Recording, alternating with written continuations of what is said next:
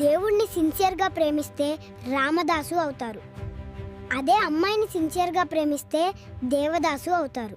చూడు bro, breakup అయిన తర్వాత కొత్త ప్రేమ కోసం వెతకడం అంటే ఫ్లాప్ అయిన సినిమాకి సీక్వెల్ తీసినట్లే లెక్కవు. చూడు బ్రో, లవ్ మ్యారేజ్ అంటే నువ్వు ప్రేమించిన అమ్మాయిని పెళ్లి చేసుకోవడం. అదే అరేంజ్ మ్యారేజ్ అంటే ఇంకొకరు ప్రేమించిన అమ్మాయిని నువ్వు చేసుకోవడం. అందంగా ఉన్నావని గర్వపడకు, ఎందుకంటే ఒక్కసారి నీ ఆధార్ కార్డ్ చూసుకో, ఆటోమేటిక్ గా నీ ఫీలింగ్ మారుతుంది. అర్థం చేసుకునే వైఫ్ దొరికితే అడుక్కునేవాడు కూడా హ్యాపీగా జీవిస్తాడు. అహంకారి వైఫ్ దొరికితే అంబానీ అయినా సన్యాసంలో కలవాల్సిందే. అమ్మాయిలు అన్నం తినకుండా బ్రతుకుతారేమో కానీ అందంగా లేవు అంటే మాత్రం బ్రతకలేరు.